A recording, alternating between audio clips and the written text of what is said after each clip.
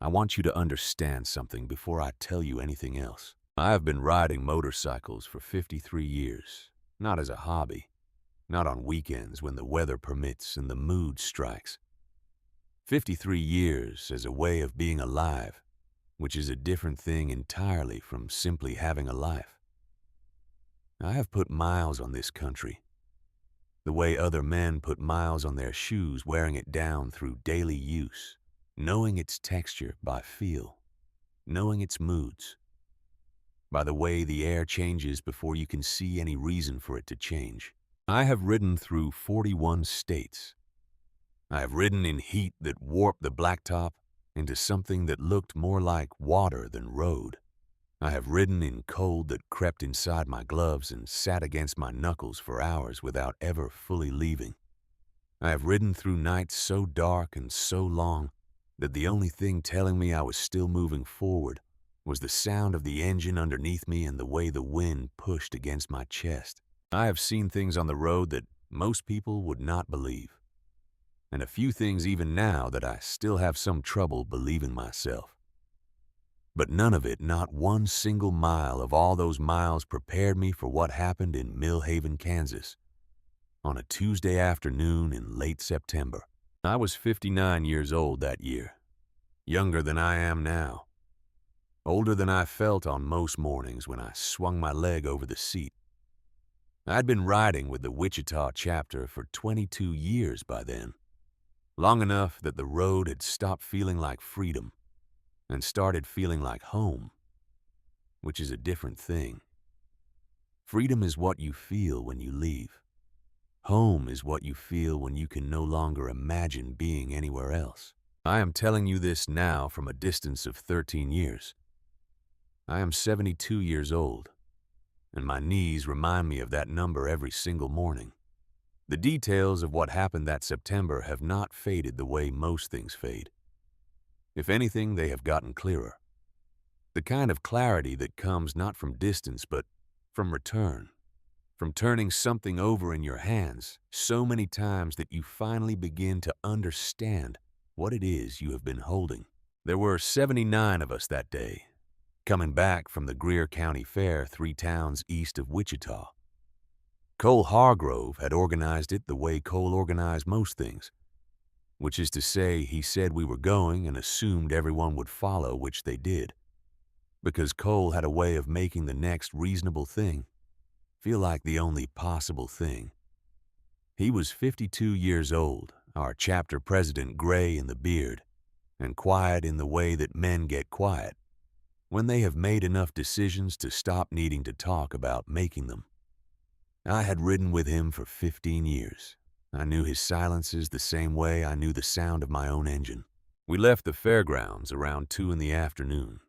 The sky was clear when we pulled out, the kind of flat, pale blue that Kansas does in September when summer has mostly finished arguing with autumn, but has not quite surrendered. I was riding third from the front just behind Cole, and a man named Vern Hatch, who was about 70 years old, bad hip, and constitutionally incapable of letting that fact affect his output in any visible way. It was Cole who first looked at the sky differently.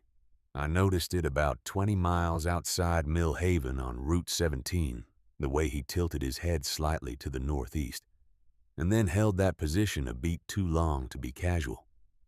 I had known Cole long enough to know that when he watched something without speaking, the thing he was watching mattered.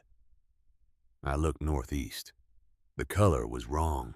If you did not grow up in central Kansas, this is difficult to explain in a way that fully communicates the specific weight of it. There is a color the sky gets before certain storms. It is not simply dark. Darkness is something you can prepare for, something the eye can adjust to. This is different. It is a kind of yellow-green, flat and muted, like the sun is shining through something it should not be able to shine through, like the light itself has gotten confused about where it is going. My mother's family had farmed that land since before the First World War, and the first thing my grandfather ever taught me, before he taught me anything else, was how to read that color. When you see it, you do not discuss it. You do not consult anyone. You move. Cole got on the radio. We used headset communications on long rides, the kind you can hear clearly over engine noise. And what he said was 4 words. We need cover now. That was Cole. 4 words when 4 words did the job. I looked northeast again. There was a smear of rotation low on the horizon. 2 cloud formations moving in directions that made no meteorological sense. The kind of convergence that builds towards something specific and purposeful. We had been in weather before. We had crouched under highway overpasses while hail the size of nickels bounced off the pavement around us. We had sat out rain so heavy and so personal feeling that it seemed directed at us specifically. But this was something with intention behind it, and we all knew the difference. We came up Route 17 into Mill Haven at a speed that I will not specify, but will acknowledge was not strictly aligned with posted limits. And I want to be honest about what we were feeling in those minutes. Because I think honesty about it matters. We were scared. Not the kind of scared that locks you in place. The other kind. The kind that makes your hands very steady and your thinking extremely clear. The kind that strips away everything non-essential and leaves only the next decision. Which was that we needed a structure, a basement, or an interior room or a culvert or anything that was not open sky, and we needed it in the next 3 minutes. That is when I saw her. She was standing on the porch of a small white house on the corner of Alderman and 5th Street. I learned the street names later. At the time, I only saw the house and then I saw her. And then it was not possible to see anything else because she was the kind of thing you do not look away from. Once you have looked, she could not have weighed more than 95 pounds. She was standing straight, both hands at her sides, not holding on to anything. Not braced against anything, just standing the way a fence post stands. As though she had been planted there, with the specific intention that she would remain. Her hair was white and pulled back. She was wearing a blue cardigan over a house dress that I later found out she had owned since 1978. She was looking southwest toward the same piece of sky that had been troubling us for the last 10 miles. She was completely calm. I want you to think about that for a moment. Not calm in the way of someone who has not yet understood what is coming. Calm in the way of someone who has understood it entirely and has already made the only decision available to her. The sky behind her was doing the thing it does, going that particular yellow-green that sits in your chest like a stone. And this woman, 97 years old, alone on her porch, was looking at it the way you look at something you have seen before. Cole pulled his bike to a stop in front of her gate. I pulled up behind him. 77 more bikes came in behind me, filling the street engines, cutting one by one until there was just the sound of the wind, which by then had found its voice a low register that you feel more in your sternum than you hear with your ears. Cole took off his helmet. He looked at the sky once more, and then he looked at her. And what he said came out in a register I had not heard from him before. It was the voice of a man asking for something he had no right to expect. He told her there was a tornado forming and asked if there was any chance. "Get in the basement," she said. She did not yell it. She did not ask our names. She did not ask what patch we were wearing, what chapter we came from, what we had done or not done in the years that had led us to her street. She looked at 79 men in leather vests with road miles and history written on them, and she said, "Get in the basement," and then she opened her front door and held it. I've thought about that gesture more times than I can count in the 13 years since it happened. She opened her door and she held it open, and she did not move from the frame until every single one of us was inside. And I want to be precise about what that looked like, because precision is the only way I know how to honor it. 79 men, leather patches, chrome residue on our hands, and road dust on our boots. The kind of image that makes people cross to the other side of the street before we come within speaking distance. And she held the door. Cole was the first one off his bike. I was the second. After that, it happened fast. The way things happen when no one is deliberating anymore. When the moment has made the decision for everyone, and all that remains is movement. I remember passing her in the doorway. I remember the smell of the house hitting me as I crossed the threshold. Soup on the stove, something clean underneath it like cedar, old wood that had been lived in for so many decades. It had absorbed the life inside it and given it back as warmth. I remember the staircase down to the basement, narrow, the banisters smooth from years of use. And I remember her voice behind me as I went down. She was counting, not loudly, not performing it for anyone, just counting steadily the way you count when accuracy matters to you, when the number means something specific. I heard her voice at 32 when I passed. I heard it at 47 when I reached the bottom step. I heard it continuing above me as more men filed through the door she was still holding. And what I understood without needing to be told was that she was making sure. She was making sure not one of us got left outside. 97 years old, her own house, a tornado 8 minutes out, and she was standing at her door counting strangers in. Something happened to me on that staircase. I'm not sure I can fully explain it even now. It was not dramatic. It did not announce itself. It was more like the feeling of recognizing something you did not know you had been looking for, a shift so quiet that you almost miss it. Like the moment a key finds the right tumbler in a lock and the mechanism gives way. I went down to the basement and I found my place among the others, and I stood there with the feel of that counting still in my chest. The basement was a working space. Shelves along every wall, floor to ceiling, stocked with canned goods and mason jars, and the kind of organized inventory that speaks of a person who has never once assumed the world would provide what she needed without preparation on her part. 30 years of canning, she would tell us later. And I believed it immediately because the evidence was on those shelves in quantities that made a statement about what it meant to be ready. There was a water heater in the corner wrapped in a blanket, a workbench along one wall with tools hung on pegboard, in the kind of order that tells you they get used and returned the order of actual work rather than decoration. In the center of the room was a wooden stool. She sat on it the way a person sits on something they have sat on for a long time, not perched, not settling in. Just present the way an object is present in a space it belongs to. Her hands were folded in her lap. The single bulb on its cord above us swung once in a slow arc as the pressure outside shifted.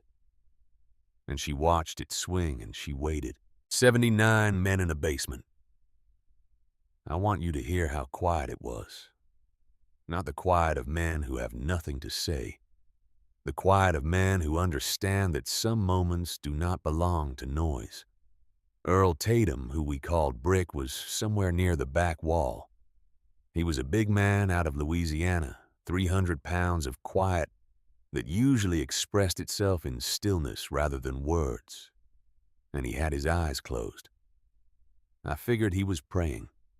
When he opened them and found Dorothy looking at him, he nodded once. She nodded back. No words were exchanged. None were needed. The tornado lasted 11 minutes.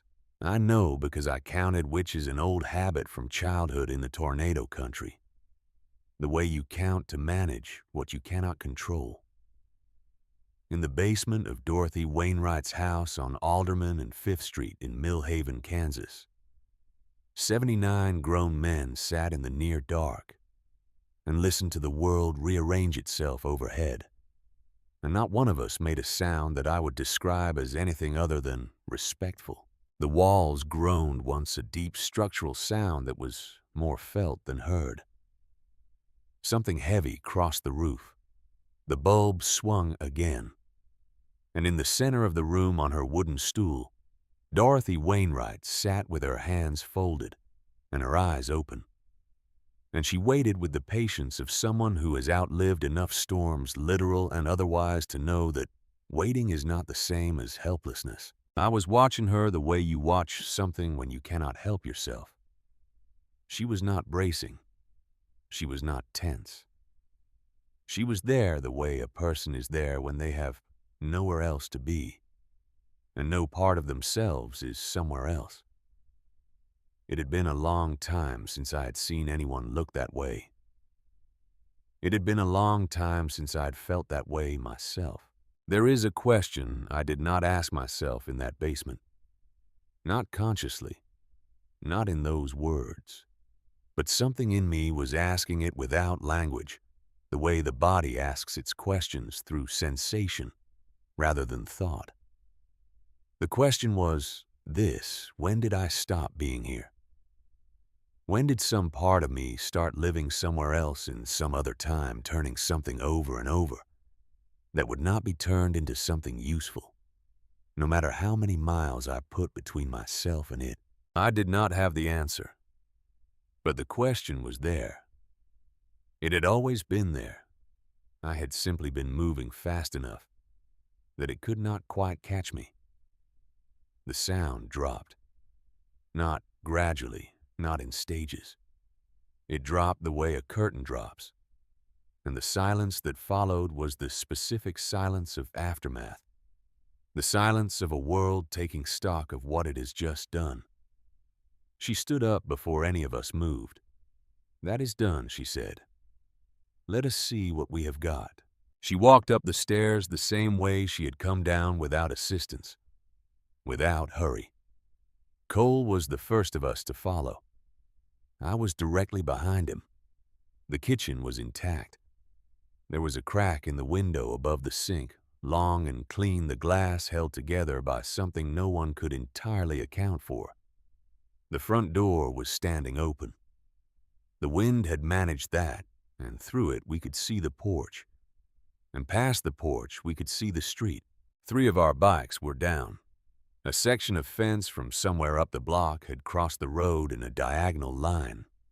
The big elm in front of the neighbor's house had split at the trunk and taken a section of power line with it, in a tangle of wire and branch that would take a crew the better part of a day to address.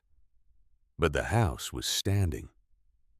Her house was standing, all of it intact, except for the left porch rail, which, as I later learned, had been leaning since well before the storm anyway.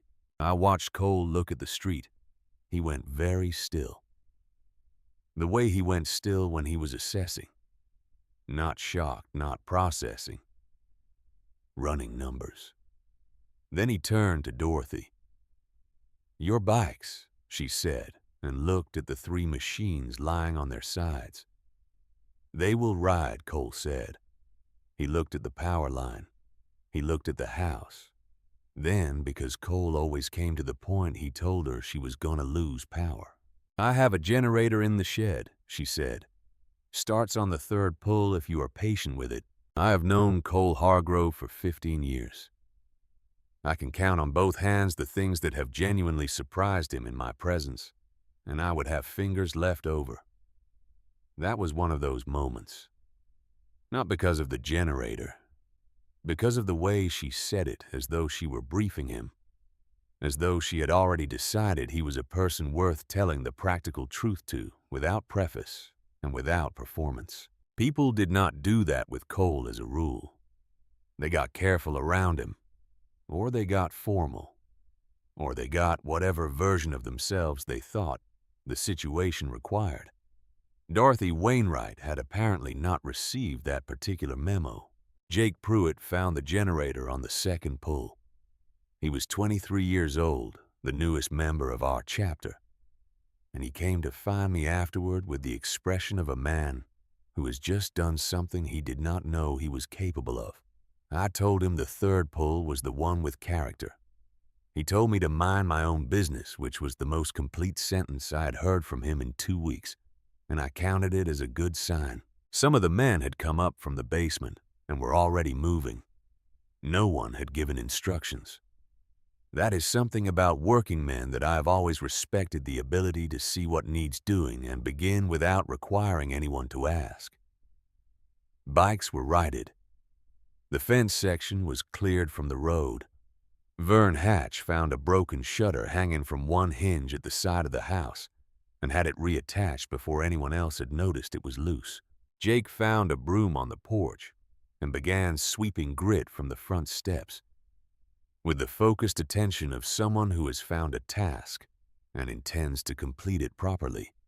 "You do not have to do that," Dorothy told him. "I know," he said, and kept sweeping. I liked her in that moment, not because of what she said, but because of what she did not do. She watched him sweep. She decided it was acceptable, and she moved on.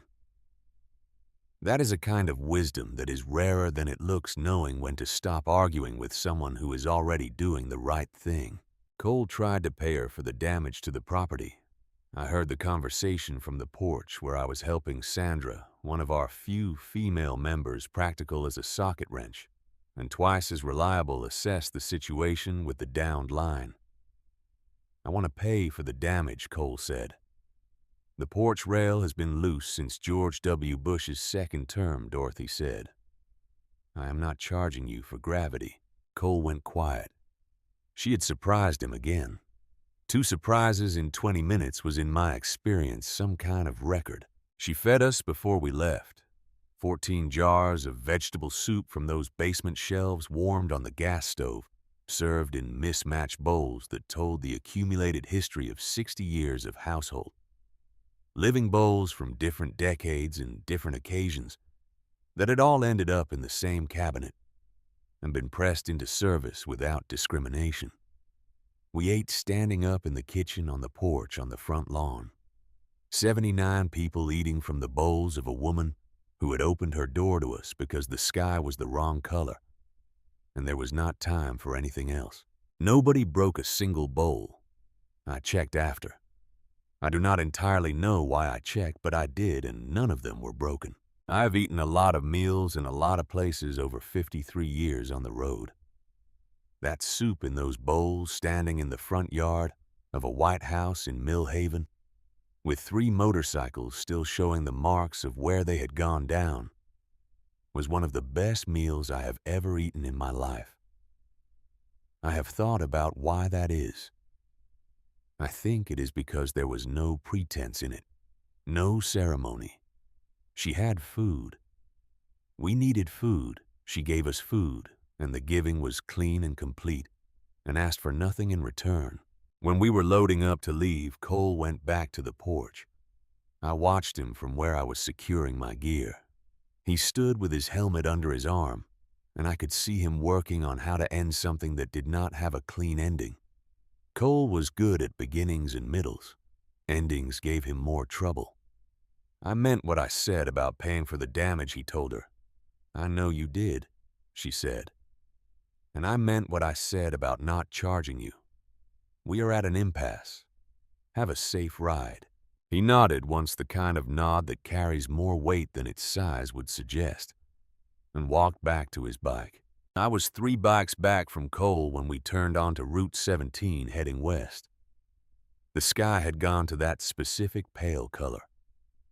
It goes after a major storm, when the air has been thoroughly wrung out and everything left standing is standing because it has earned the right to.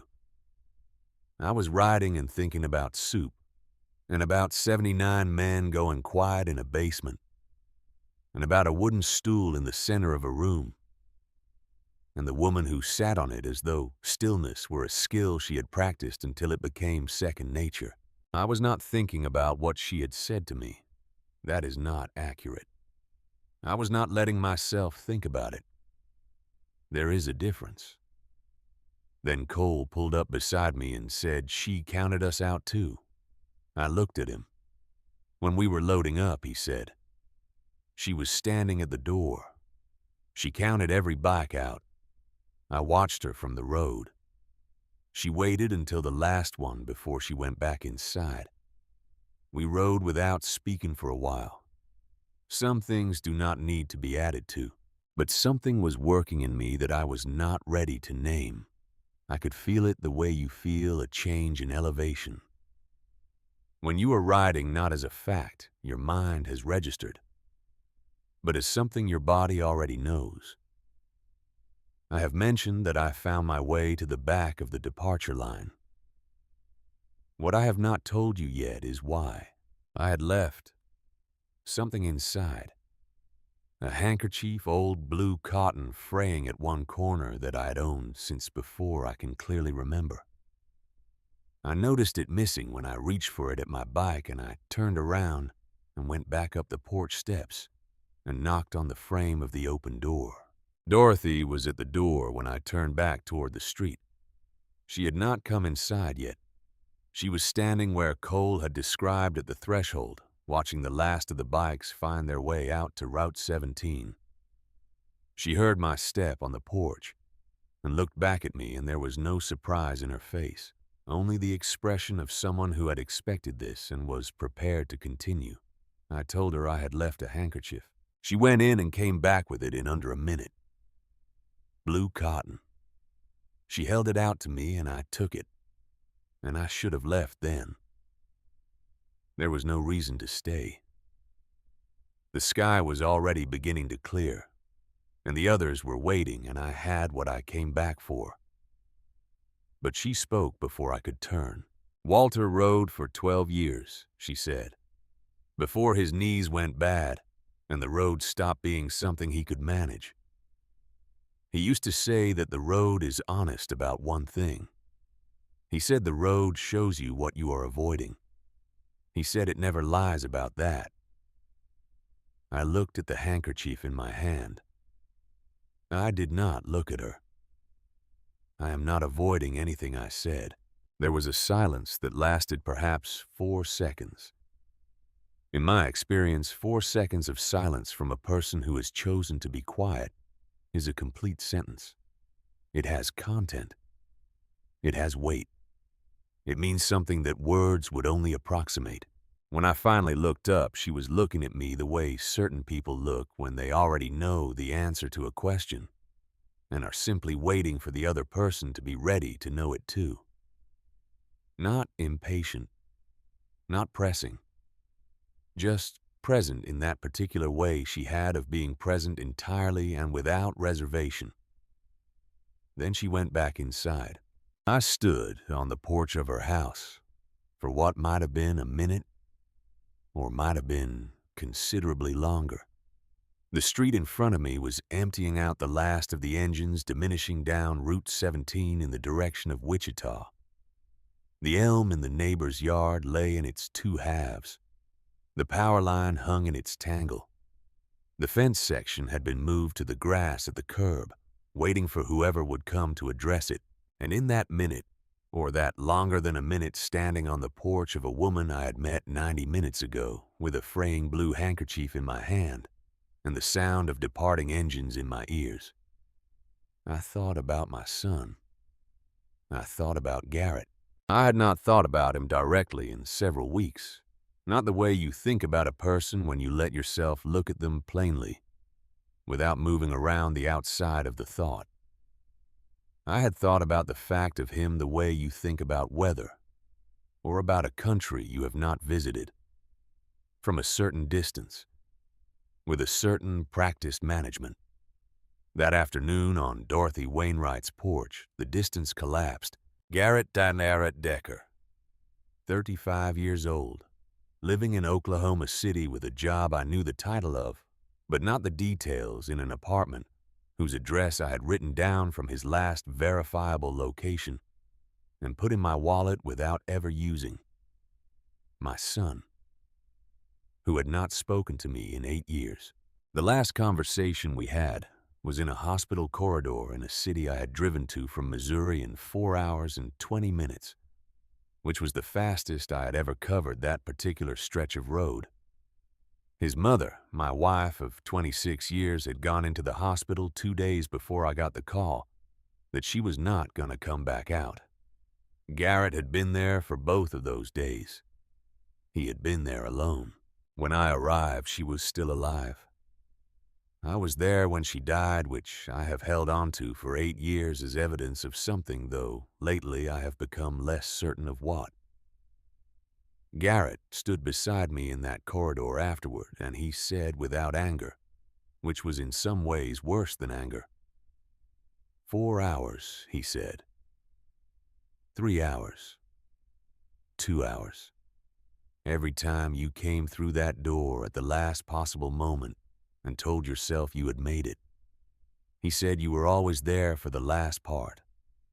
I was always there for the rest of it. He said, I cannot do this anymore. And then he walked out of the hospital, and I have not had a real conversation with him since. 8 years, my son, who had his mother's eyes and his grandfather's stubbornness and a laugh that I had spent years not thinking about, because thinking about it required also thinking about how long it had been since I'd heard it. I had written him 23 letters in 8 years. I know the number exactly because I counted them, kept them in the back of a kitchen drawer, in an envelope that I had labeled with no address and no name, just letters as though the word itself was the destination. 23 letters, each one complete, finished, sealed. Not one of them sent. I had been on the road for 53 years. I had crossed this country in every weather and in every season. I had ridden through grief and through boredom, and through the specific, unnameable hunger that keeps certain men moving when they should probably be still. And I had never once been able to put a stamp on an envelope addressed to my son. Standing on Dorothy Wainwright's porch, I finally let myself know why. Because if I sent it, and he did not answer, there would be nothing left to hope for. As long as the letters were in the drawer, there was still a chance. As long as I had not sent them, I had not yet been fully refused. The road is honest about one thing. It shows you what you are avoiding. I put the handkerchief in my jacket pocket. I walked down the porch steps and got on my bike and pulled out onto Alderman Street toward Route 17. I was the last one out. I did not look back at the house, but I knew without looking that she was at the door. And I knew she was counting. I caught up to the tail end of the chapter about 2 miles out of Mill Haven. Cole drifted back until he was riding beside me and asked with one look whether I was all right. I told him I was. He nodded and we rode together for a while without speaking. At some point I noticed the front pocket of his vest. There was an envelope there, just the corner of it visible above the edge of the pocket. I could see it was sealed. I could see the handwriting on the front was a woman's, careful and deliberate.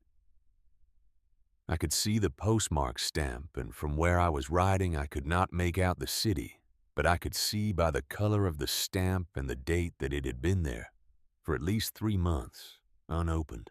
Cole did not mention it. I did not ask about it. We rode. The sun was low by the time we reached the western edge of Wichita, going red and lateral. The kind of light that makes the Kansas flatlands look like something worth painting.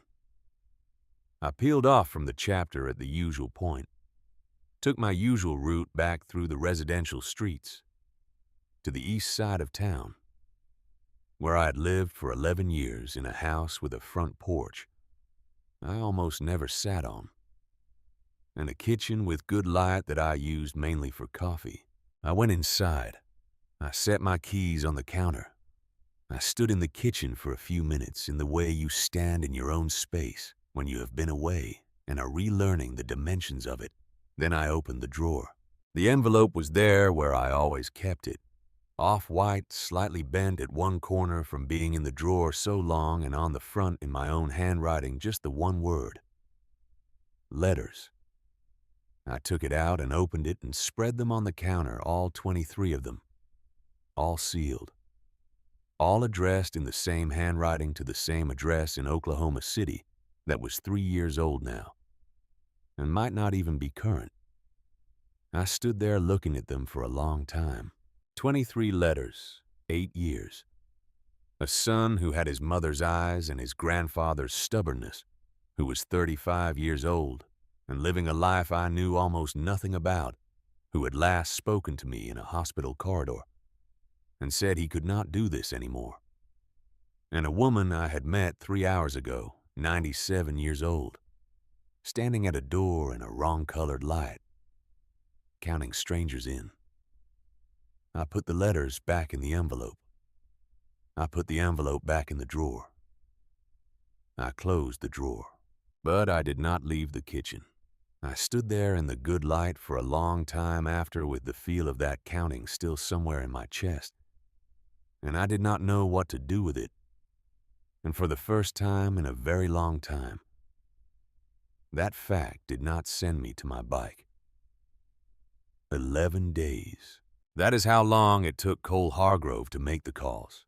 And I want to tell you something about how those calls got made, because it matters to understanding what happened next. Cole did not send a message to the chapter listserv. He did not post anything anywhere. He picked up his phone and he called people one at a time, the way men of his generation made things happen, through direct contact, through the weight of a voice, rather than the convenience of a notification. And what he said, from what I was told by the people he called, was not a request and not an order. It was closer to an observation. He said that there was a woman in Mill Haven who had opened her door to all of us, and that her house needed work, and that he was going on Saturday morning. That was it. He said what was true, and he let people decide. By Thursday, he had a count of over 300 confirmed riders from 4 different Hells Angels chapters. I heard about it on Wednesday evening when Cole called me. I was sitting on my back porch with a cup of coffee that had gone cold, doing the thing I had been doing most evenings since we got back from Mill Haven, which was not quite reading and not quite thinking and not quite anything, just occupying space in a way that felt temporary even inside my own house. Cole told me the number and asked if I could help with logistics. Lumber, he said. Hardware and tools. He had Sandra making a list of what the house needed, based on what she had seen with her builder's eye during the storm visit.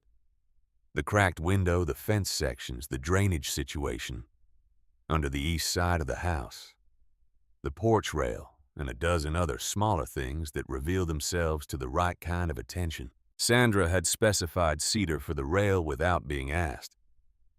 Cole told me because she had noticed the grain of the original and wanted to match it. I told him I could be there at 6 in the morning on Saturday. He said good and hung up, because Cole did not linger on phone calls any more than he lingered on anything else. I sat on the porch a while longer after that with the cold coffee in the dark. I thought about Dorothy standing at her door. I thought about the wooden stool in the center of the basement room and the way she had sat on it. I thought about the envelope in my kitchen drawer with 23 letters that had never been sent. I did not sleep well that week.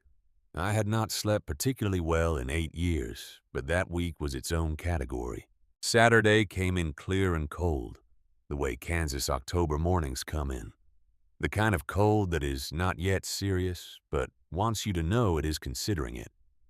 I was on the road by 5:45.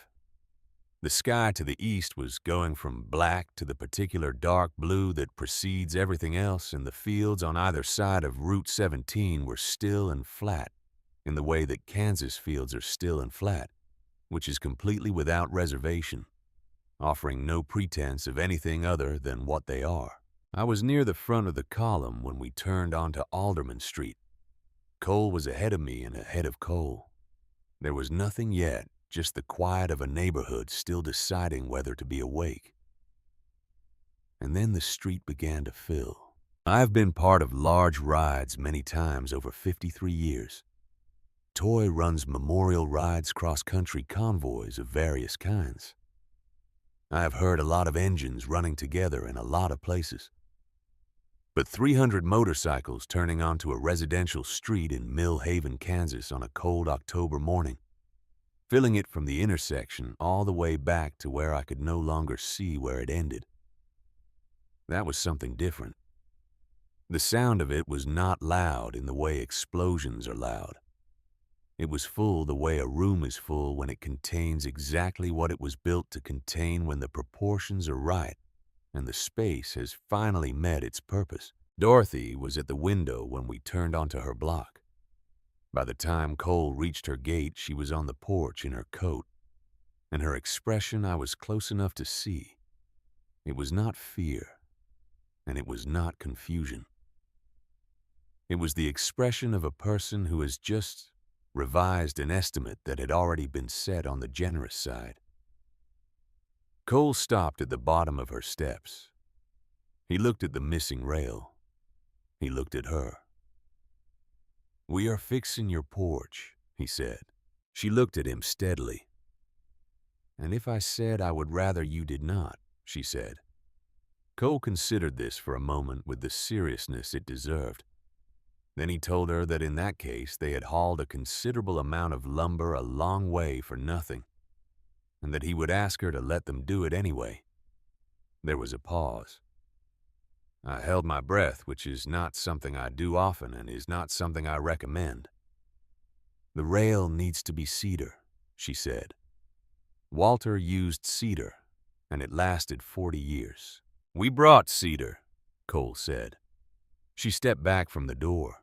What happened in the next 6 hours is something I would have difficulty fully describing, even if I had another 53 years to find the right words for it. I've seen organized operations in my time. I've seen coordinated effort among large groups of people. What I watched that morning was something that went beyond organization into something that felt closer to instinct, as though 300 people had agreed on something without the agreement needing to be spoken. Cole and Sandra and a man named Dale Sutter, who ran a construction company out of Topeka and had arrived with a truck carrying enough equipment to address most of what the house needed, had divided the work into crew assignments before we got there. 4 people on the porch rail, a fence team, a crawlspace team, an interior team for the window and the bathroom faucet and the kitchen cabinet that had been slowly separating from the wall in the gutter section on the north side of the house that had come halfway loose in the storm and been left that way. I was assigned to the fence with Vern Hatch. Vern was about 70, as I have mentioned, and his hip was the kind of bad that had been bad for long enough to become part of his identity rather than a condition he was managing. He did not complain about it ever, which told you more about Vern than a long conversation would have. We worked the fence line together through most of the morning, and we did not talk much, which was fine. Some work has a rhythm that talking interrupts. You find the rhythm together and you stay in it, and the shared silence becomes its own kind of language. Around 10 in the morning, Dorothy brought 2 cups of coffee out to the fence line.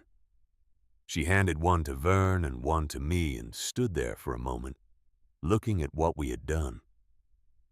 "Walter built that fence himself," she said. 1961. She paused. He did not know what he was doing. He figured it out as he went. She looked at it the way people look at things that contain more history than their surface suggests.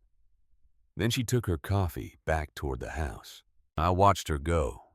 There was something I had been carrying since the night I stood in my kitchen, looking at 23 unsent letters. Something that had been asking to be put into words for 11 days. And I had not found the words, and I was not certain I was ready to find them. But I was also tired of waiting to be ready. Tired in a way that had accumulated over 8 years and had arrived in the last 11 days at something close to urgency. I told Vern I would be back in a few minutes.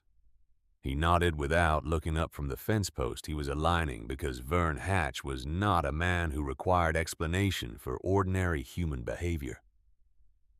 I found Dorothy at the edge of the yard watching the work on the porch rail. The new cedar was already up on one end, pale and straight, against the older wood of the porch frame. And it was good work, careful work, the kind that would last. I stood beside her and we watched for a while without speaking. Then she said, "Walter used to talk about a man he met on Route 66. This was 1963. They crossed paths at a gas station outside Amarillo, Texas, and ended up talking for 2 hours the way strangers sometimes do when neither of them has anywhere particular to be. The man was on a motorcycle. Walter was driving a Ford pickup with bad brakes that he was nursing west.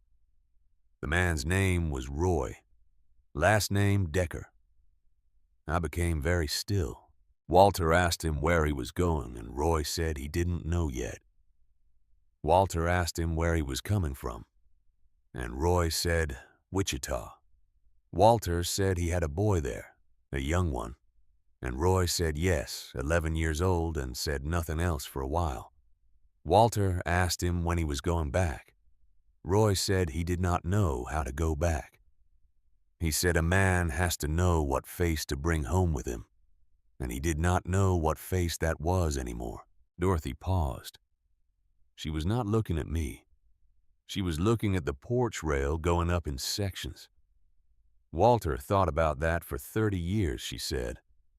He thought it was the saddest sentence he had ever heard a man say out loud. He wrote it down when he got home. It was in a notebook he kept in the nightstand drawer. I found it there after he died, and I did not know for years what it meant or who Roy was. The sound of hammers, the sound of a drill from somewhere inside the house. 300 people working in the ordinary morning sounds of a neighborhood. And underneath all of it, the quiet of what she had just said, settling into me like cold water finding level. I looked down at the ground. A patch of dead grass, some gravel. Ordinary ground. I asked her what Roy looked like. Roy looked. She described him. Medium height, she said. Lean. Dark hair going gray early. A scar on the left side of his chin from something he had not wanted to explain to Walter. Quiet eyes, Walter had said. The kind of eyes that had seen the inside of their own sadness for long enough. That sadness had become their natural expression. I stood with that for a moment. Then I nodded once slowly, the way you nod when you are confirming something that you already knew was true, but had spent a long time not confirming. Dorothy placed her hand on my forearm. One brief specific pressure, the kind that says, "I hear you." The kind that asks nothing in return. Then she took her hand away and we both continued watching the work on the porch. She did not ask me anything. She did not try to complete the connection out loud or make it mean more than what it already meant. That was something I understood about her by then, something that had been revealing itself across the morning in small demonstrations. She understood that some things do not need to be drawn to their conclusion in order to have their full weight. She understood that present, simple, undemanding presence was sometimes the only useful thing one person could offer another. Roy Decker had left his wife and his 11-year-old son in Wichita in 1963 and driven west on Route 66 and somewhere outside Amarillo.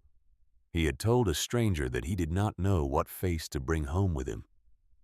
And I was 59 years old, and I had 23 letters in a kitchen drawer, and I was standing in the yard of a woman I had met 11 days ago, and something in me that had been sealed for a very long time was working at its own seams. I went back to the fence line. Vern looked at me once briefly, and then looked back at what he was doing, and I was grateful for that in a way that I could not have explained to him. At noon, somebody set up a folding table at the edge of the yard, and food appeared. Brisket wrapped in foil, thick and dark and smelling of long hours in a smoker. Sandwiches, fruit in containers, coffee in carriers from a place in town. Someone had planned it. I found out later it was Jake Pruitt who had organized it, which surprised me for a moment before it did not. There was something in Jake that was always looking for the useful thing, the thing that needed doing that nobody had named yet. I ate near Dorothy. I had introduced myself properly for the first time, told her my name. Told her I had ridden with the chapter for 22 years. She had looked at me in the direct, undecorated way she looked at most things. "You were the second one off his bike," she said, "after Cole."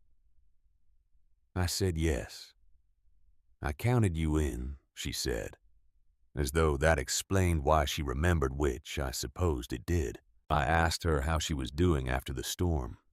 She said fine, and the way she said it told me she was the kind of person for whom fine was not a deflection, but an active condition, something she made happen rather than something that happened to her.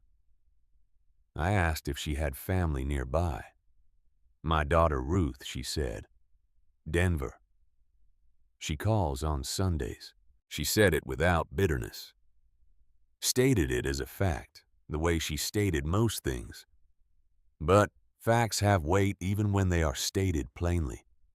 And I felt the weight of that one and chose not to press on it. The afternoon moved through its hours in the way good work moves time. Not slowly and not quickly, but purposefully, the way you know when you are in it, that the hours are being used for something that will outlast them. The porch rail went up in sections pale cedar against older wood. The fence line straightened itself. Inside the house, from what I could see through windows and doorways, a window was repaired. A cabinet was rehung, a bathroom faucet was addressed. A gutter section was reattached. Dorothy moved through all of it, answering questions with the precision of someone who has lived in a house long enough to know every one of its specific requirements. What type of hinge, how high the step had been, where the water shutoff was located. She answered each question once completely and did not elaborate beyond what was asked. And I watched people's expressions as she answered them, the slight release that crosses a person's face when they ask a question and receive exactly the information they needed and nothing more. It was around 2 in the afternoon when I found myself near the side of the house taking a break from the fence line, and Jake Pruitt came and stood near me. He was looking at nothing in particular, just the middle distance of the backyard, and we stood together in the way that men stand when something is working in them that has not yet found its words. I had been watching Jake that morning in the same way I had been watching him since the storm visit. There was something in how he worked that I recognized without being able to name, a quality of effort that went beyond the task. Men work that way sometimes when they are trying to discharge something that has no other outlet, when the physical act of doing is the only available language for something interior that will not be translated any other way. He had swept Dorothy's porch steps on the day of the storm until they were cleaner than they needed to be. He had gotten the generator running on the second pull with a concentration that had nothing to do with the generator. And today, he had organized brisket and sandwiches for 300 people on a Saturday morning. Because it was something that needed doing, and he could see that it needed doing. I told him he had done good work with the food. He shrugged in the particular way that young men shrug when they want to dismiss a compliment, but also want to receive it. He said it was nothing, just logistics. We stood quietly for a bit. Then I told him something I had not told anyone. I told him about the letters. Not all of it, not the hospital corridor, not the 8 years, not the full architecture of what had come apart between Garrett and me. Just the fact of them. 23 letters in a kitchen drawer, addressed, sealed, never sent. Jake was quiet for what felt like half a minute. He was looking at the fence line at the work Vern and I had done through the morning. Then he said that he had a text message in his phone, drafted to his mother. He had written it and rewritten it for 2 years. Different words each time, always the same basic thing. He had never sent it. I looked at him. Why not, I said. He thought about it. He thought about it the way young people think, sometimes not performing the thinking, but actually doing it. He said, if I send it and she does not answer, then it is over. But as long as it is still in the phone, there is still a chance she might. As long as I have not sent it, I have not been refused. He said it plainly as a simple statement of the arithmetic of it. And I stood there beside him with those words going through me like something that finds the exact place it was always meant to fit. That was my sentence. Not his. Mine. The sentence I had been living inside for 8 years, without ever having found the words for it. A 23-year-old man from the chapter had just handed me my own internal reasoning as though it were a simple and obvious thing, which it was, and which was exactly why it was so devastating to hear out loud. I did not say anything for a while. Jake did not seem to require me to. We stood in Dorothy Wainwright's backyard in the October light, and the work went on around us. And I thought about my son. I thought about the 4-hour drive from Missouri. I thought about the hospital corridor and Garrett's voice, not angry, which had been worse than anger. I thought about 23 envelopes in a kitchen drawer, and the specific logic of never sending them, the self-protective mathematics of perpetual possibility, the way hope can become a reason to do nothing. I thought about my father, Roy Decker, who had driven west on Route 66 in 1963 and told a stranger at a gas station outside Amarillo that he did not know what face to bring home with him, who had left an 11-year-old boy in Wichita and never come back, who had, in his own way, made the same calculation I had been making for 8 years. As long as he had not tried, he had not failed. As long as the possibility existed in the abstract, it did not have to be tested against reality. I had spent a great deal of my life being angry at Roy Decker. I had spent 53 years on a road that I now understood in this October afternoon light. He had also ridden looking for the same thing, failing to find it in the same way for the same reason. I went to find Dorothy. She was in the backyard, sitting in a lawn chair that someone had placed in a patch of afternoon sun near the east wall of the house. She had a cup of something warm in both hands, and she watched me cross the yard toward her with the expression she usually wore, attentive and unhurried. I sat down on the ground near her chair. There was a low wooden step there, from a back door that no one used anymore, and I sat on it, and for a moment I just let the sun be warm and the sounds of work go on around us. Then I told her about Garrett, not the way I'd been organizing it in my head carefully with context and explanation. The way you say a thing when you have been not saying it for long enough that the effort of continued silence becomes greater than the fear of speaking. I told her about his mother, about the call I got in Missouri, about the 4 hours and 20 minutes of driving, about arriving at the hospital and her still being there and being there when she died, about the corridor afterward and Garrett's voice saying you were always there for the last part. I told her about the letters, 23 of them, 8 years, the address in Oklahoma City that might not even be current anymore. She listened. She did not nod sympathetically in the particular performance of listening that people do. She just listened the way the basement had been quiet, the way the road is sometimes quiet when you are riding through something and there is nothing to do but be in it. When I finished, she was quiet for a moment. Then she went inside the house. She was back in under 3 minutes. She was carrying a coffee mug, blue ceramic with a chip on one side of the rim that had been there long enough that the chipped edge had worn smooth. She held it out to me. "Walter drank from that cup every morning for 40 years, she said. He said a man should drink his coffee from something that has some history in it, something that has been around long enough to have earned its flaws." I took it from her. It was not heavy. It was warm from whatever she had just heated in it. "Why give this to me?" I asked. She looked at me steadily with the specific, unhurried directness that I had come to understand was her natural mode of address. "Because Roy Decker never went back to Wichita," she said. "He did not know what face to bring home, and so he brought none. You have been carrying 23 letters in a drawer for 8 years, and you have not sent them. And the reason you have not sent them is the same reason he did not go back." She paused. "You still have time that he did not." I held the mug. I looked at it.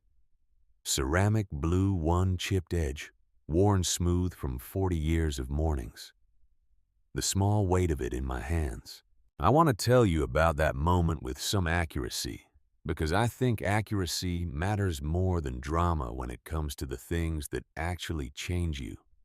It was not dramatic. Dorothy did not say anything that I had not on some level already known. What she did was make it possible for me not to look away from it. That is a different thing from being told something new.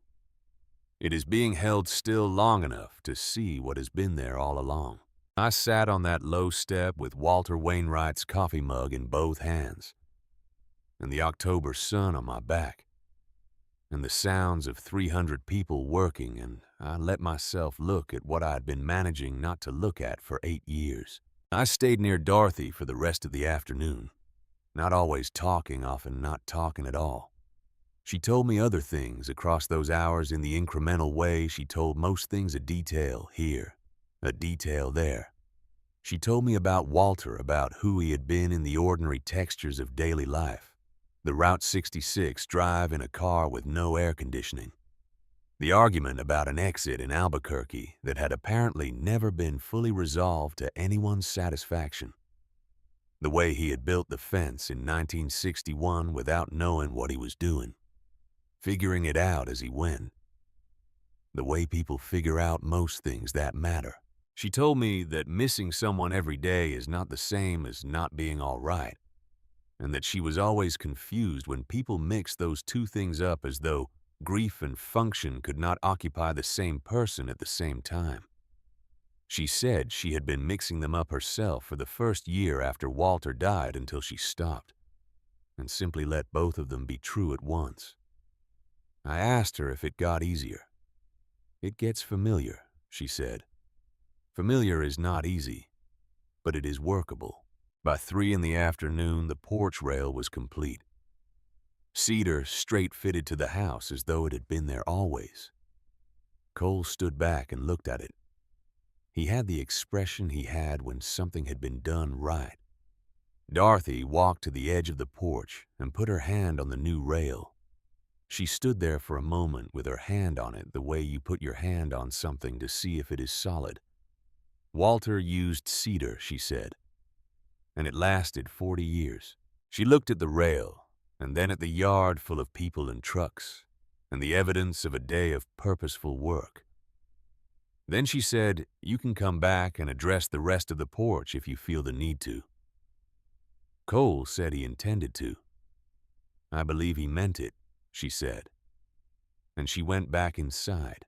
We loaded up as the light went horizontal, that long October light that makes the Kansas flatlands look like something that should be remembered.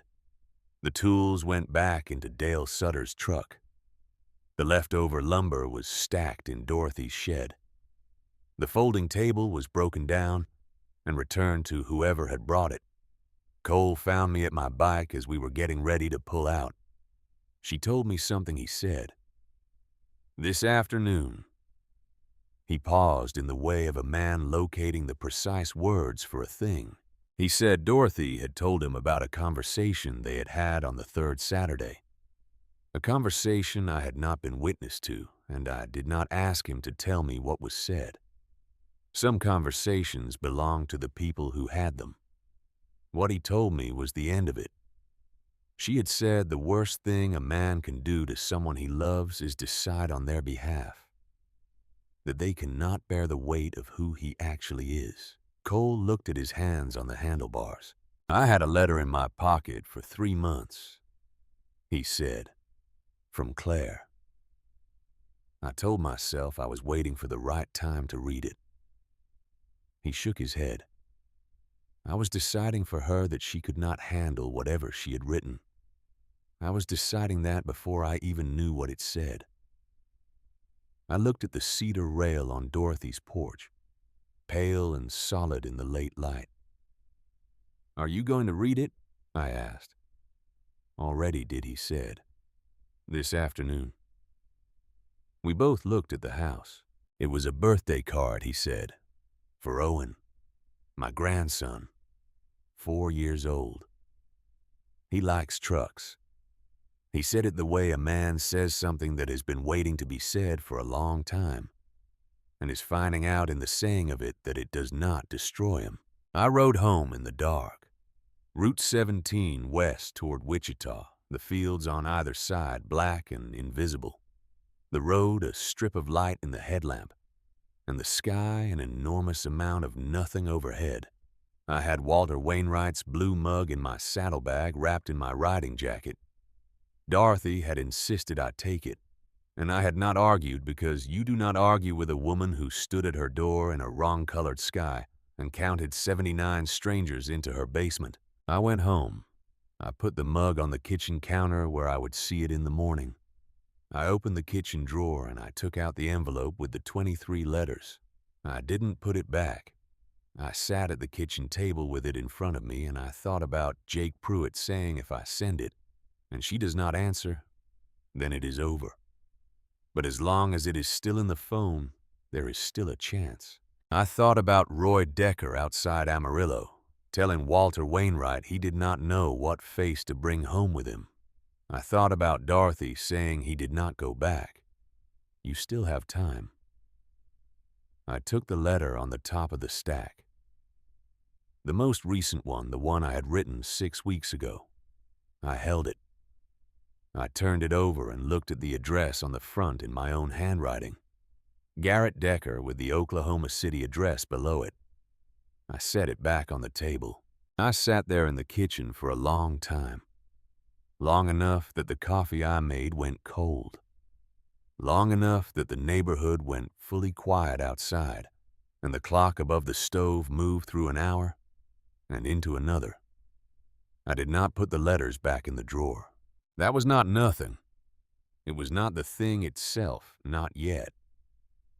But it was the first night in 8 years that I had sat with them out in the open in the light without putting them away.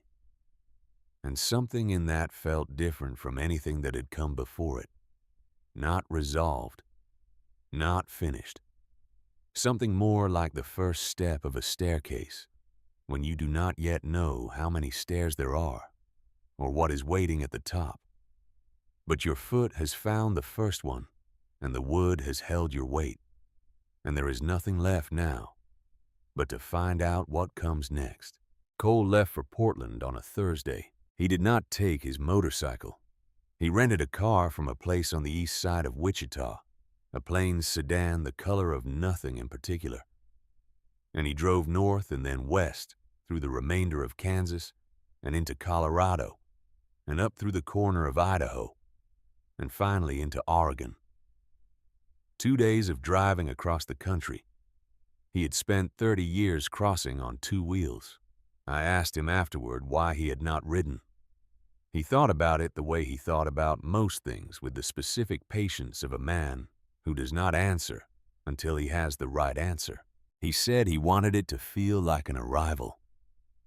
He said when you ride into something, you are still partly on the road, still partly in the motion of it, still partly wherever you came from.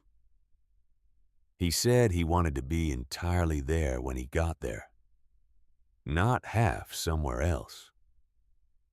He said he had been half somewhere else for 2 years and he was done with that particular arrangement. I thought about that for a long time after he told me. I thought about 53 years of arriving places on a motorcycle, and how much of each arrival had been a continuation of departure rather than a true landing. How the road has a way of keeping a part of you, even after you have stopped moving, holding you in the condition of transit, so that you never fully settle anywhere, never fully commit to the place where you are. Cole came back the following week. I saw him on Wednesday at the chapter house outside in the parking lot, leaning against his bike in the afternoon sun. He looked the same as he always looked. He was not more talkative or visibly different in any way that a photograph would have captured. But I have known Cole Hargrove for 15 years, and there is a quality that some men carry when they have been putting something heavy down for a long time and have finally set it on the ground. Not lightness exactly, more like a redistribution. Like the weight is still there, but it is no longer being held in one place. He told me Owen liked trucks, every kind of truck. Garbage trucks were a specific area of intense interest. He said this in the tone of a man reporting something of genuine significance. And it was, and he knew it was, and we both sat with the significance of it in the ordinary way of two men who do not need to make more of a thing than the thing already is. He said Claire had come outside when he pulled up. He said they had stood on the sidewalk in front of her building in the specific uncertainty of two people who love each other and have forgotten the mechanics of expressing it, the choreography of it gone unfamiliar from years of disuse. He said she had stepped toward him first. He said he had put his arms around her and she had not let go for a while. Owen was watching from the doorway, Cole said, just standing there in his rain boots, looking at them completely calm, like a 4-year-old who had decided in advance to be pleased by whatever happened next. He got a photo, blurry as Cole's photos always were because he had never successfully learned to tap the screen before shooting, and I had given up trying to teach him. But you could see the three of them clearly enough. A big man with gray in his beard, careful not to take up too much space. A woman with her hand on his arm. A small boy in rain boots looking directly at the camera with the expression of someone making a favorable assessment of current events. Cole showed me the photo once and did not mention it again, which was exactly right. I went back to Mill Haven the following Saturday and the Saturday after that and the one after that. A smaller group by then, 8 or 12 or 15 of us rotating through, showing up with coffee and whatever the house still needed, which turned out to be more than any of us had seen on the first visit. Not because the house was failing, because it had been maintained by one person alone for a long time. And one person alone can only see so far into every corner, can only address so many things in the available hours of a day. And the gaps that accumulate over years of solitary maintenance are quiet gaps, the kind that do not announce themselves, but only become visible to a second set of eyes. Vern Hatch came most Saturdays. He rearranged things without being asked and secured them without commenting on what he had done, which was exactly the kind of help that is most useful and most rare. Jake Pruitt came every week without exception. He had found his rhythm in Dorothy's house the same way I had found mine at the fence line, through the physical act of showing up and being useful, through the specific therapy of work that outlasts the hours you put into it. I had my own rhythm by then. I arrived early, took whatever assignment needed filling, and found my way to Dorothy's company at some point in the morning or afternoon, usually at the edge of the yard, or on the repaired porch, sometimes in the kitchen over coffee. The conversations we had across those Saturdays were not long and not always deep in the way that conversations are usually described as deep meaning weighted with revelation and emotion. They were often quiet and oblique and full of the kind of ordinary detail that accumulates into a picture of a person the way individual brushstrokes accumulate into something you can step back from and recognize. She told me about the summer of 1971, when the heat was so extreme that the asphalt on Alderman Street went soft, and the children wrote their names in it with sticks. And some of those names were still there the following spring in the hardened surface like a record. She told me about the church choir she had sung in for 31 years, and the particular quality of silence that a room full of people makes when they are about to begin singing together. She told me about the drawer in the kitchen, where Walter kept the things that had no other place, a button from a coat. He no longer owned a key whose lock had been replaced years ago. A photograph of a gas station in Arizona that neither of them could remember stopping at. She was 89 years old when Walter died, she told me one Saturday in late October. I've done the arithmetic several times since, and it settles at that number.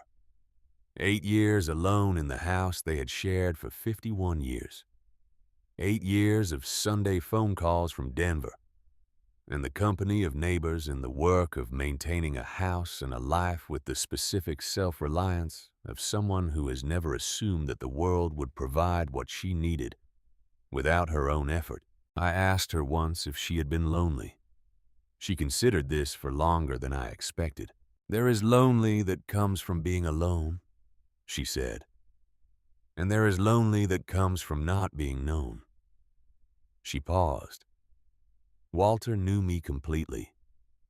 Everything I was and everything I was not. After he died, I was alone, but I was still known because being known does not stop when the person who knows you stops being here. It lives in you. She looked at the yard. The second kind of lonely is worse. I have felt both, and I am clear about which is worse. I thought about Garrett.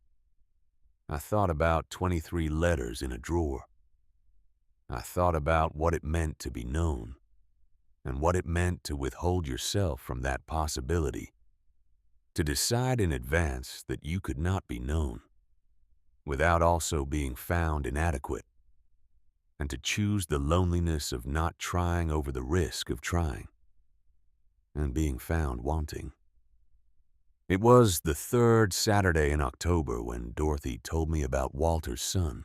We were on the porch in the afternoon, the work done for the day, most of the others already loading up or gathered at their bikes. The light was going long and orange the way it goes in Kansas in October, making everything it touches look like it has been waiting all year for this particular quality of illumination. Walter had been married before, she said. Before me. A woman in Missouri married young the way people married young in those years without knowing yet who they were going to become. They had a son together. The marriage ended and Walter came to Kansas and met Dorothy and built the life I knew him in. And the son in Missouri grew up without his father in the way that sons sometimes grow up in the specific absence of a man who is alive somewhere but not present. Walter tried to contact him when he was in his 50s, she said. He wrote letters. He made calls. The son, whose name was Daniel, did not respond for years. And then one day he did. And they began the slow and difficult work of becoming known to each other, across the distance of everything that had not happened between them. They had 11 years, she said. Walter died when Daniel was 63. 11 years of phone calls and 2 visits, and the gradual construction of something that was not what it might have been if the years had gone differently, but was real and was theirs and was enough. Walter said toward the end that 11 years was not enough. She paused. I told him 11 years was 11 years more than nothing. The orange light on the porch rail, the cedar pale and straight and solid under my hand. I asked her if Walter had regretted waiting so long to reach out. Every day, she said.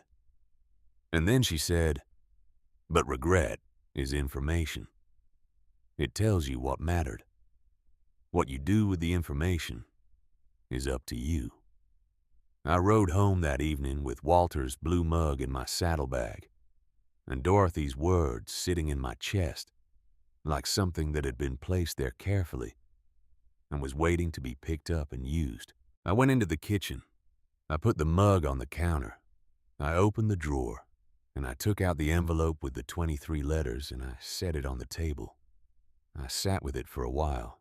Then I opened the envelope and I took out the 23 letters and I laid them on the table in the order I had written them, 8 years of envelopes with Garrett's name and the Oklahoma City address in my handwriting. I opened the most recent one, the one I had written 6 weeks ago, and I read it. My own words back to me, measured and careful, and full of the specific restraint of someone who has been editing himself in anticipation of judgment for so long that the editing has become invisible to him. I read all of them. It took most of the evening. When I finished, I sat for a long time looking at the table covered in paper. In my own handwriting, in 8 years of things I had needed to say, and had found a way to not say. Then I took the most recent letter, the one from 6 weeks ago, and I put it back in its envelope, and I sealed it, and I took a stamp from the kitchen drawer, and I put it on the upper right corner, and I wrote Garrett's Oklahoma City address on the front. I did not think about it extensively. I had been thinking about it for 8 years, and the thinking had produced 23 unsent letters, and I was done with that particular method. I put the envelope on the kitchen counter next to Walter Wainwright's blue mug, where I would see it in the morning, and I went to bed. In the morning, I looked at it for a while over coffee. Then I picked up my phone. This is the part I have the most difficulty describing accurately. Not because it was dramatic, but because it was so ordinary. And the ordinariness of it was the thing that mattered most. I picked up my phone and I found Garrett's number, which I had kept in my contacts for 8 years, without using, and I called it. I did not rehearse what I would say. I had been rehearsing what I would say for 8 years, and it had not produced a single phone call. And so I stopped rehearsing and I called. He answered on the 3rd ring. He said his name the way people answer calls from numbers they do not have saved carefully without commitment. And I said his name back, and there was a silence of about 4 seconds. And then he said, "Dad." Just the word. Just that. We talked for 20 minutes. It was not a long conversation, and it was not a smooth one. It moved the way conversations move when 2 people have been not talking for 8 years and have suddenly decided to try with gaps and restarts and the occasional wrong turn into something that needed to be backed away from and approached differently. We talked about nothing of consequence and about everything of consequence. And I am not going to tell you the specific words of it because those words belong to Garrett and to me. What I will tell you is this. Near the end of it, he asked why I was calling now after 8 years. And I told him about Dorothy. I told him about the storm and the basement and the wooden stool in the center of the room and the woman who sat on it. I told him about the soup in the mismatched bowls and the cedar porch rail and the blue ceramic mug on my kitchen counter. I told him about 23 letters in a drawer and about Roy Decker outside Amarillo, telling a stranger he did not know what face to bring home with him. Garrett was quiet for a moment after I finished. Then he said, "I have been waiting for you to call for 8 years. I said, "I know."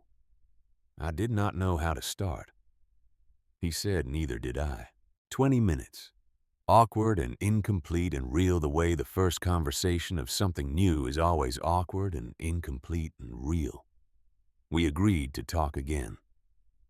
We did not make a specific plan, and we did not need to because we had gotten past the threshold of the thing, and the threshold was what had been the problem.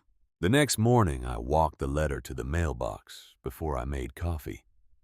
Then I went inside and stood in the kitchen with Walter Wainwright's blue mug in both hands, and I drank my coffee and looked out the window at the ordinary neighborhood street and the ordinary Kansas morning light, and I let both things be true at once. The weight of 8 years and the fact that the phone call had happened and the door was open and there was no going back to before. Familiar is not easy, Dorothy had said, but it is workable. I went back to Mill Haven the following Saturday and the one after that. I told Dorothy that I had called. She did not make much of it, which was the response I needed from her. She nodded once and said good, and then asked if I wanted more coffee, and I said yes. And we sat on the porch in the November air and talked about the fence and about the drainage situation under the east side of the house that Dale Sutter had addressed. But that would need to be checked in spring. Garrett and I talked twice more in November. Shorter calls, both times the length of people who are finding a frequency rather than establishing one. He told me a little about his work. I told him a little about the chapter.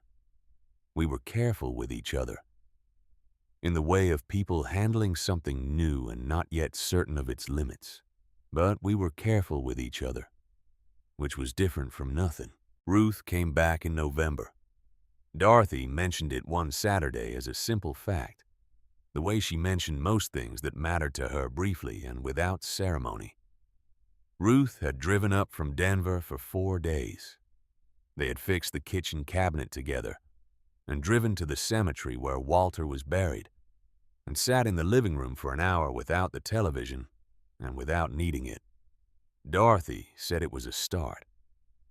From Dorothy, I had come to understand a start was the highest possible assessment of a beginning. December came to Kansas.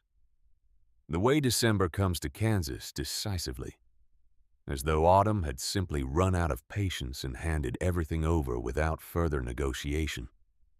The fields went to their winter flatness. The sky went to its winter gray. The cold became the serious kind, the kind that has no interest in being temporary. The Christmas gathering at Dorothy's house was not a workday. That was new. There had been a brief collective uncertainty when we arrived, and there was no task list, no lumber in the truck, no assignment waiting. Men who worked together in a particular context sometimes struggle to occupy the same space without the context. But it resolved quickly the way things resolve when the place is right, and the people are right, and the season is doing what it is supposed to do. There were about 30 of us. Sandra brought a poinsettia. Vern Hatch arrived first and rearranged the chairs in the living room with his characteristic quiet efficiency, as though the chairs had been waiting for him specifically to sort them out. Jake brought a tin of cookies his mother had made and presented them with a solemnity that communicated clearly that they were not to be treated as ordinary cookies. There was a single string of lights along the new porch rail. I did not know who had put them there, and I did not ask because some things are better without attribution. The cedar pale beneath the small lights in the December dark, solid and level.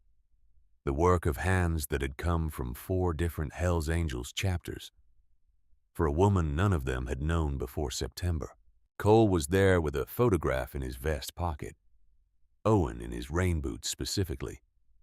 He showed it to 2 people and then put it away because Cole was not a man who required an audience for the things that mattered most to him. I arrived early. I had left Wichita before 7, which was not necessary and was entirely necessary, and I had come up Route 17 in the dark, with the heater doing what it could against the Kansas December, thinking about a Tuesday in September, when the sky had been the wrong color, and a woman had stood at her door and held it open. I turned onto Alderman Street. The Christmas lights on Dorothy's porch rail were visible from the corner. I pulled up and parked and sat on my bike for a moment in the cold air looking at the house. The cracked window had been repaired. The fence line ran straight. The porch was level and solid, the cedar rail pale in the string-like glow. The house looked like what it was, a house that had been lived in fully and cared for thoroughly, and was still standing as it had stood through every storm that had ever tried it. There was a car parked in front of the house that I had not seen before. Oklahoma plates. I sat on my bike and looked at those plates for a moment. The cold was significant, and I was not dressed for standing still in it, and I was not moving. The front door opened and Jake Pruitt came out onto the porch. He looked at me. He nodded once. It was the nod of a man who has done something and is not apologizing for it, and is not requiring thanks for it. The nod of a simple fact being acknowledged. I got off my bike. I walked to the porch steps. I looked at Jake and he looked at me, and I said his name as a question. He said he had found Garrett's number in the chapter's general contact sheet from an event 4 years back, when Garrett had attended a memorial ride and left his information. He said he had sent a text message from his own phone 3 weeks ago. He told me what it had said, and he said it plainly in the way he said most things. Your dad talks about you every Saturday. He just does not know how to start. Neither did I. So I started for him. I stood at the bottom of Dorothy's porch steps in the December cold and looked at Jake Pruitt. He also said that he had sent his own text message to his mother on the same morning, the one he had been drafting and redrafting for 2 years in his phone. He said he had sent Garrett's text first, and then thought that if he was doing it for someone else, he had no reason not to do it for himself, and so he had. His mother had called him within the hour. They had talked for 3 hours. She was coming to Wichita in January. He said all of this in the same even tone, standing on Dorothy's porch in his jacket, with his hands in his pockets, as though the events he was describing were of moderate rather than complete significance. Then he stepped aside and held the door open. I went in. The house was warm and full of the particular sound of people gathered in a space that fits them. Conversation at the right volume, movement in the kitchen. The low music someone had put on that was present without demanding attention. The smell of the house the same as it had been the first time I crossed the threshold. Soup and cedar and old wood that had absorbed decades of living and given it back as warmth. I stood in the entrance and looked into the living room. Garrett was standing near the fireplace. He was 35 years old, and he had his mother's eyes, which I had not looked directly into for 8 years, and his grandfather's way of standing, which I recognized in a place below, thought in the part of the body that knows things the mind has to catch up to. He was holding something, both hands around it looking down at it. Walter Wainwright's blue ceramic mug with the chipped edge, worn smooth from 40 years of mornings. I stood in the doorway and looked at my son. He looked up. There was a moment between us, the specific moment of two people who have been a long time away from each other and are now in the same room and must decide what the room will hold. A moment where everything that has not been said is briefly visible on the surface before it finds its place below. Then he said, "She gave this to me when I arrived. She said it was yours until I came to get it." He held it out toward me, an offering or a question or both. I crossed the room. I stood in front of my son for the first time in 8 years. I did not take the mug. Instead, I put my hand on his shoulder, the way a father puts his hand on his son's shoulder, when words have not yet caught up to what the body already knows it needs to do. Garrett did not step back. He stood where he was and let my hand be there. And after a moment, he put his own hand briefly over mine, 1 second of contact. And then we were just standing there, two people figuring out the mechanics of a thing. They should have been practicing for years and had not been. And that was all right because the mechanics can be learned, and the important thing was that we were in the same room and neither of us was leaving. I do not know how long we stood there. Not very long by clock time. Long enough. Dorothy was in the kitchen. I could hear her voice from where I stood answering someone's question about where she kept the extra cups, precise and unhurried as always. She had given my son the mug that she had given me to carry for a month. The mug that had sat on my kitchen counter every morning while I worked up to making a phone call. And she had given it to him the moment he walked through her door, as though she had known exactly what it was for and who it ultimately belonged to.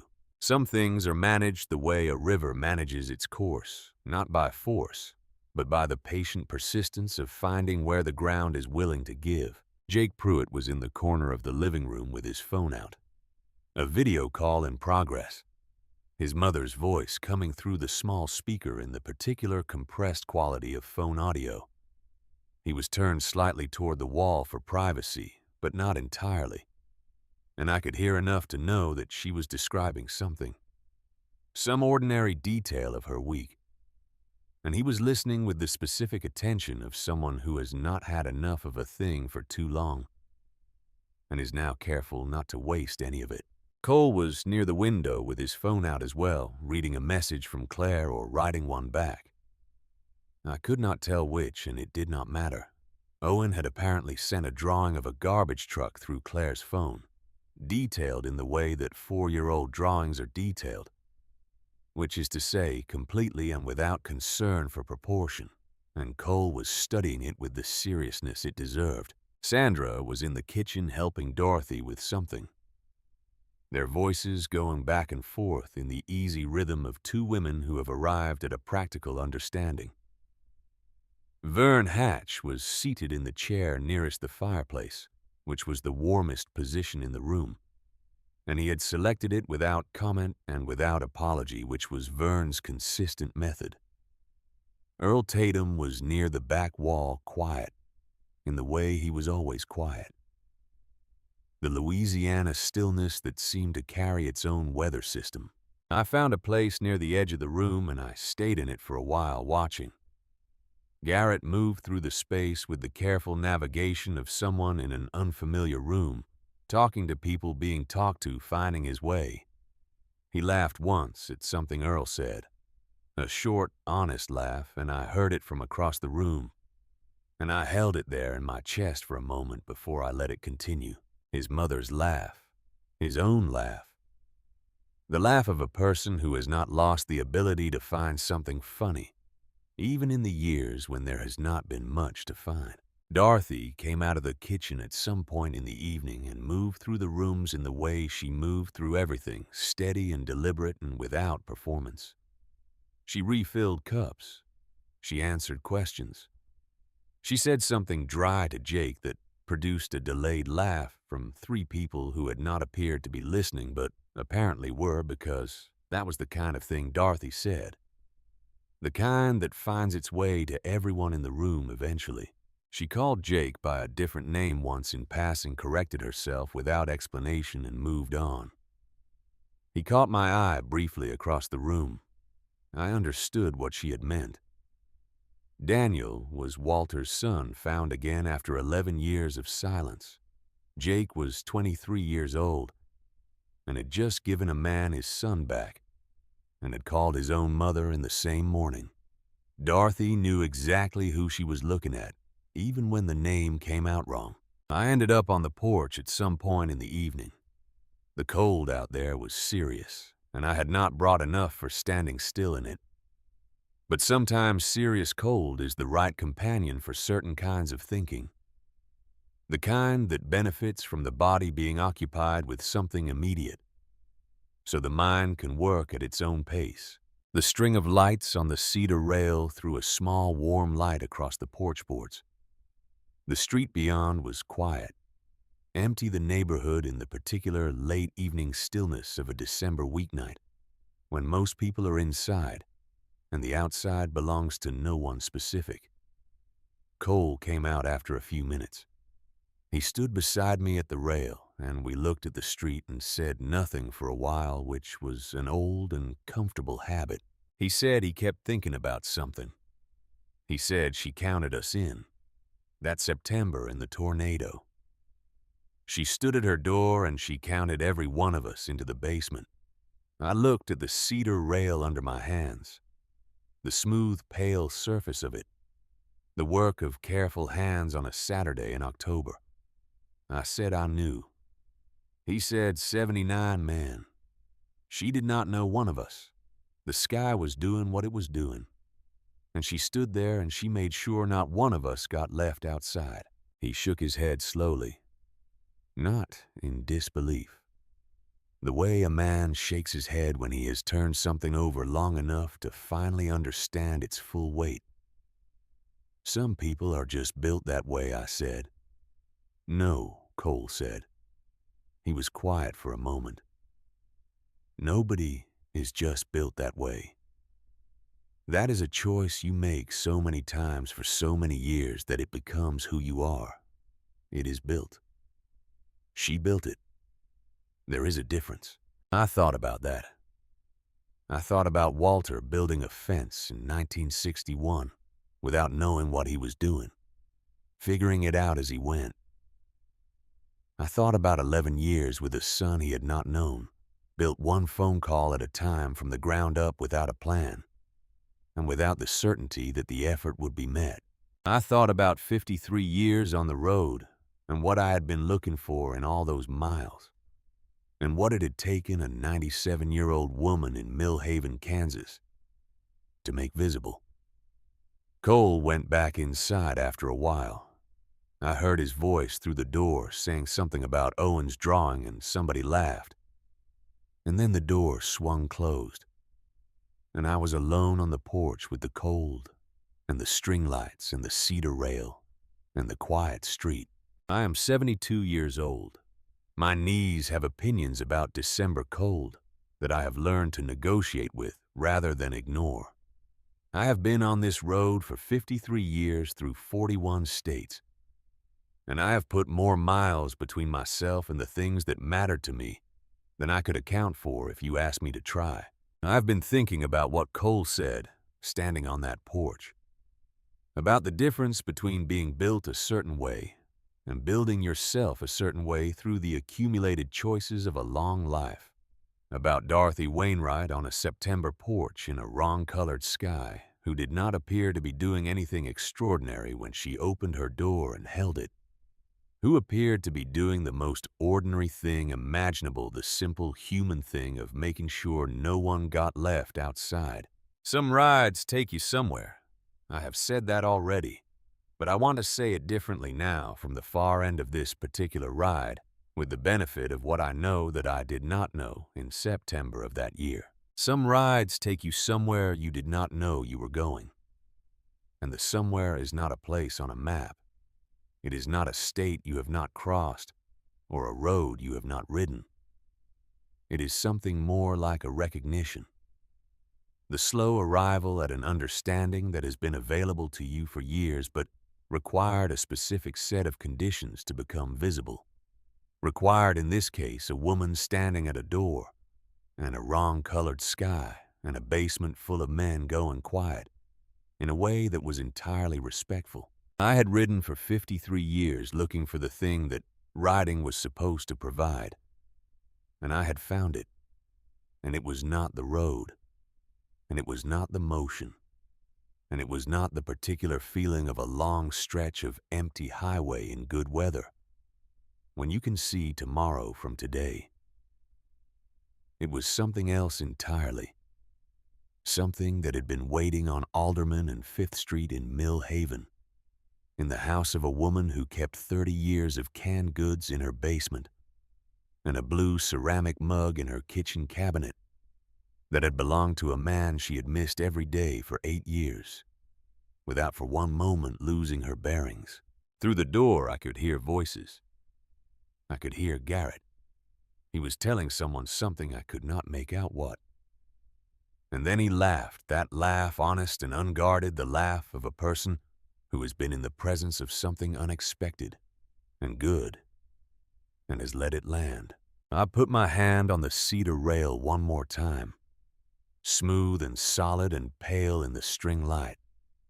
Built to last, built to hold, built by hands that had come from a long way away for a reason that nobody had fully articulated, but everybody had understood. Then I turned and I went back inside where it was warm, and where my son was laughing at something I had not yet heard, and where a 97-year-old woman in a blue cardigan was moving through her living room on a December evening with the steady, unhurried presence of someone who has been opening doors her whole life and has never once stopped to wonder whether the person on the other side was worth opening them for.